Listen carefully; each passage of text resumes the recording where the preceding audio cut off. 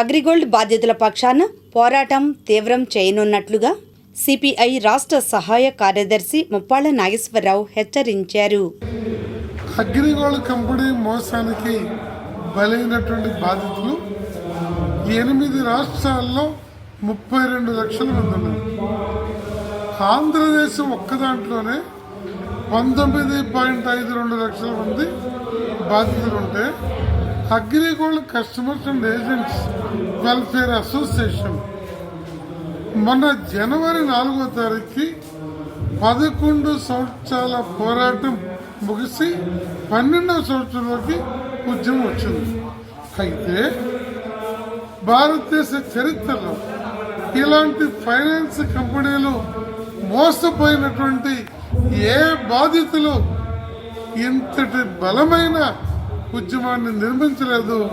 అది AgriGold customers and agents welfare association రాష్ట్ర నాయకులు, అది ఈవి నాయుడు, తిరుపతిరావు, అలాగే శేఖర్, శ్రీనివాస్, శివరామకృష్ణ వీళ్ళందరూ కూడా మరి మల్లికార్జున వీళ్ళందరూ చేసి ఈనాడు ఒక ఉద్యమ ఆధునిక పోరాట చరిత్రలో హైకోర్టు ప్రతి వారం విచారించిన చరిత్ర ఈ అంశాన్ని ఉమ్మడి తెలంగాణ హైకోర్టులో ఉంది.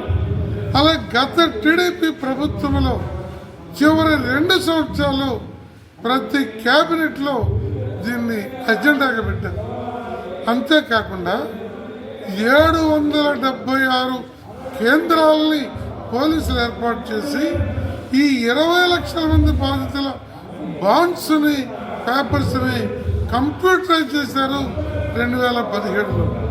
అసోసియేషన్ 33 రోజుల పాటు ఇచ్చాపురం నుండి హిందూపురం మీదుగా అనంతపురం దాకా బస్ యాత్ర చేసి 10,43,000 మందికి 906 కోట్లు గత జగన్మోహన్ రెడ్డి ప్రభుత్వ కాలంలో డబ్బులు ఇప్పించిన విజయ గాథ ఈ AgriGold customers and agents welfare association ఉంటే, చంద్రబాబు నాయుడు గారి ప్రభుత్వంలో 45 రోజుల్లో 24,000 ఎకరాల భూముల్ని, లక్షలాది చదరపు గజాల స్థలాలని, ఫ్యాక్టరీలని జప్తు చేపించి అటాచ్మెంట్ చేపించింది ఆనాడు ప్రభుత్వం.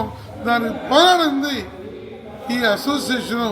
దాని గౌరవ అధ్యక్షులుగా సిపిఐ నాయకునిగా నేను ఉండటం ఇది యాదృచ్ఛికమైనప్పుడు కూడా ఈరోజు నిన్న 2వ తారీఖు నుంచి 6వ తారీఖు దాకా విజయవాడలో రిలే ఆమరణ దీక్షలు చేస్తే 6వ తారీఖు ముఖ్యమంత్రి గారు ఈ నెలాఖరులోగా ఒక ప్రత్యేక కోర్టుని ఒకే ఒక అగ్రిగోల్డ్ అంశం మీద జీవో ఇవ్వబోతున్నారు. అలాగే బలమైన టీమ్ ఆఫ్ సిఐడిని ఏర్పాటు చేయబోతున్నారు.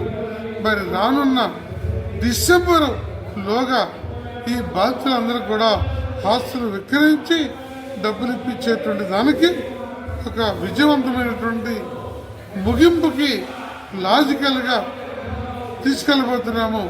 దాదాపు 8 రాష్ట్రాల్లో ఏ రాష్ట్రంలో రూపాయి రాలేదు.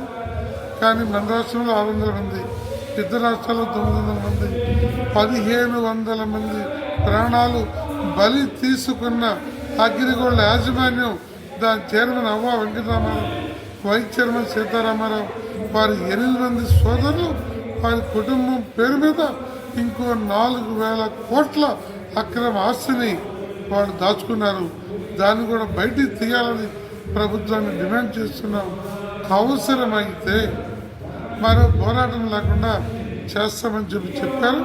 అవసరమైతే మేము అగ్రిగోల్డ్ యాజమాన్యాన్ని రోడ్డు మీదకి ఈడ్చుకొచ్చి వాళ్ళు దాచిన సొమ్ముని ప్రభుత్వం అటాచ్మెంట్ చేసేదా కూడా మా ఉద్యమాన్ని ఆపేది లేదని తెలియజేస్తున్నాం.